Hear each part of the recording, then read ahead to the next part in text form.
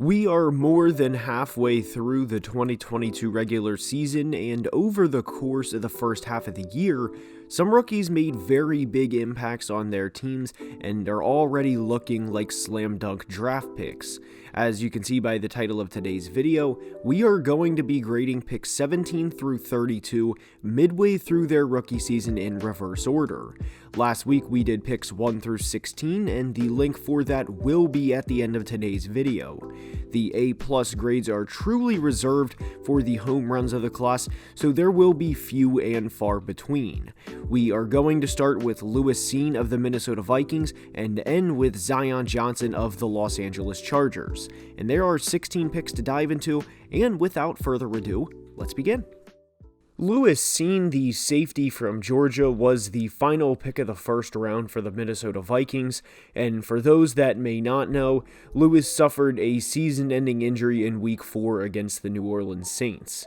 The injury was very ugly, and I'm not going to show it. It was a compound fracture of his lower left leg.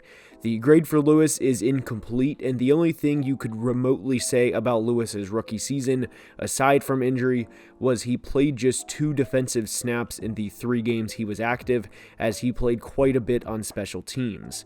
But I do believe he would have eventually played this year. For now, it's incomplete. Back-to-back secondary players closed out the first round, as Dax Hill was the Bengals' first-round pick.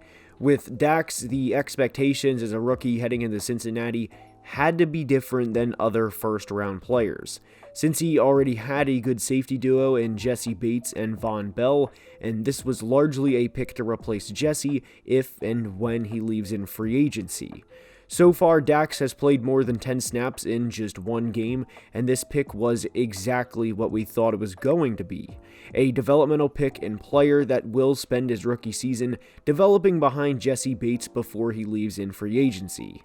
So, like Lewis Cine, the grade is incomplete.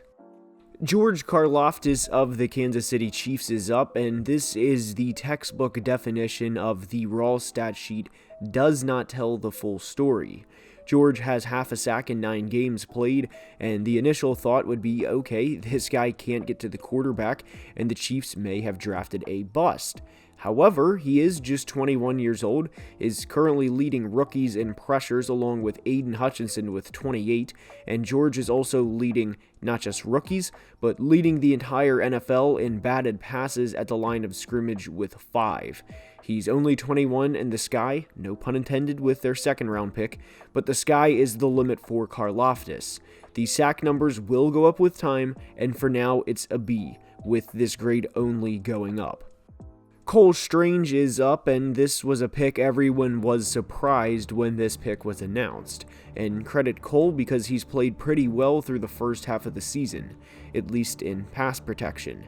Naturally, there's going to be adjustments going from Chattanooga to the National Football League, but Cole has played pretty well with the exception of the last 2 games.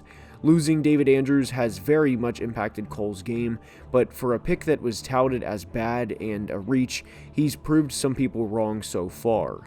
The run blocking is okay, and there's flashes at times, but with Cole being as light as he is at 305, he's not going to be a mauler like Quentin Nelson is, who weighs 335. Right now this is a B-, but I do think it will go up. The second of the Packers' first-round picks in Devonte Wyatt is up, and this is a tough one to grade because he hasn't played a whole lot, and the immediate thought is he's not good because he hasn't played a lot. But surprisingly, when he's played, he has been solid. Obviously not league-changing as a rookie defensive tackle, but solid enough to where he should earn more playing time. He's played 81 defensive snaps on the year and has 7 tackles on the season, and defenses play roughly 60 to 70 snaps per game, so if Wyatt had 5 or 6 tackles per game, this would be a hell of a pick. But because he's played so little, right now it is incomplete. Devin Lloyd for the Jags is up, and Devin has been a playmaker through the first half of the 2022 season. I loved Devin as a prospect, and Devin has been all over the field for Jacksonville defensively, both good and bad. He has 72 tackles on the season and 2 interceptions, and there's a reason Devin has 2 interceptions. It's because he is targeted a lot. Per PFF, he's been targeted 59 times and allowed 50 receptions for 506 yards and 2 touchdowns. He's also missed his fair share of tackles, which I do think he will clean up over the course of the year. Remember, he is transitioning from the Pac-12 to the NFL and playing teams like Arizona and Arizona State to Derrick Henry and Jonathan Taylor twice a year. I love Devin Lloyd, and right now he gets an A-. Jermaine Johnson is up and the third of the Jets' first-round picks from this year. He's played in 6 of the team's 9 games, nice, and has 2.5 sacks and 5 pressures. He's also only played 113 defensive snaps in those 6 games, and the Jets have used him sparingly. Jermaine is going to be a hell of a defensive end with the development of himself, along with Quinnen Williams continuing to dominate. The Jets' future and Jermaine's is very bright. Right now it's a B, and in theory, it should only go up. Tyler Linderbaum, the center from Iowa, went to Baltimore, who acquired this pick after trading receiver Marquise Hollywood Brown to the Cardinals, then traded back with the Bills. Linderbaum has allowed just 2 sacks in 9 games and has been a very good run blocker. Per ESPN, he is leading the NFL in the highest run block win rate as a center. He went viral for blocking Devin White during the win over the Bucs and is a good draft pick. He is the definition of plug and play for a decade, an A grade. Tyler Smith is up for the Dallas Cowboys, and he has had some very good stretches and some not good stretches. He's given up just 1 sack in the last 4 games, but it should also be known he has been flagged 8 times in 9 games, and only 2 linemen in the league have been penalized more. This obviously isn't to say Tyler is bad because of penalties he can clean up, as much as it is to say he has been very much a rookie at times. He's only 21 going up against grown men and hasn't missed a snap all season on top of it.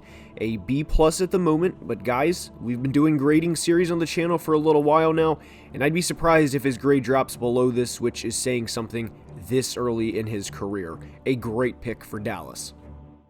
Bills corner Kaiir Elam is up, and when people think of the 2022 corner class, they think of Sauce and Tariq Woolen, and understandably so.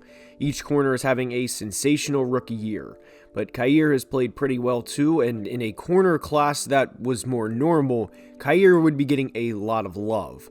Aside from a game against Pittsburgh in which he allowed over 125 yards, this is per PFF, the most he's allowed in one game has been 35. He's allowed 267 yards on 32 targets all season and has 2 interceptions as well. This is all being done without Tre'Davious White on the other side, and an A- grade for Elam. Quay Walker is the first of the Packers' first-round picks, and most recently had a great game against the Titans. However, there's been times in 2022 where Quay has looked lost on the field. He has gradually improved over the course of the season, and credit to Quay for doing so. If grades were done quarterly, I would have given this a D, but because he has improved considerably since weeks 3 through 6, it is a B-.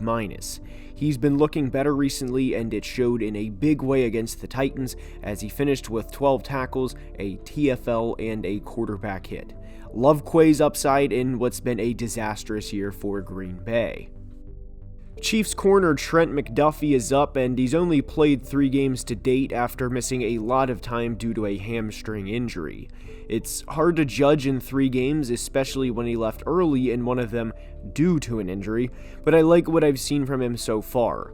I don't want to give a huge overreaction on 3 games played, especially in this corner class, but again, I do like what we've seen from him so far. Right now, McDuffie's grade is incomplete. Steeler Nation, Kenny Pickett is up, and the first thing I'm going to say is a lot of quarterback success, and especially early on, is due to the situation they're in. We saw Justin Fields play not good in 2021 and completely turn it around in 2022. For Kenny, his offensive coordinator is bad in Matt Canada, and his offensive line is awful as well. Kenny's shown some flashes of both good and bad, but his TD to INT ratio at the moment of 2-8 isn't entirely accurate based on how he's played. There's no run game, no offensive line, bad play calling, and it's all on Kenny. Right now, I give it a C+, but if the Steelers fix the other things around him, hello offensive line in the first round of the NFL draft, this grade will go up. Trevor Penning of the Saints went number 19 overall, and this one is pretty easy. Unfortunately, he hasn't played yet due to a toe injury, but Saints fans, he is expected to play soon. The Saints season, and for that matters Trevor's season as well, hasn't gone the way they wanted, but right now his grade is incomplete. Treylon Burks for the Titans is up, and what stinks for Burks in some regards is being compared to A.J. Brown, because this was the pick they used from the Eagles after they traded A.J. Brown earlier in the night. Burks isn't A.J. Brown, and not a lot of receivers are, to be fair. Credit Treylon for having his first 100-yard game against the Packers on Thursday night in a huge road win for Tennessee. The only thing you can say about this was it's one game and you'd like to see more from Treylon moving forward. He of course has to have the opportunity and the targets, but for now it's a B-, and Treylon will be a very interesting player to grade at the end of the season. Zion Johnson is up for the Chargers, and he had a solid start to the year as he didn't give up his first sack until week 6 against the Broncos. Johnson has gave up a fair share of pressures as he's given up 21 in 9 games, which is tied for 5th most among guards in the NFL. He's only given up 2 sacks and 435 passing snaps, which all in all is pretty good. Think in the sense if there's 650 passing snaps over the course of a season, he would only give up 3 in 17 games. So that is very good for Zion in that aspect. Over the final 8 games, I'd like to see the pressures improve, and for now, we give Zion a C+. And that's all I have for today's video. I hope you enjoyed. If you did, please like the video and subscribe to the channel. And until next time, as always, please be safe and have a great day. Love you guys.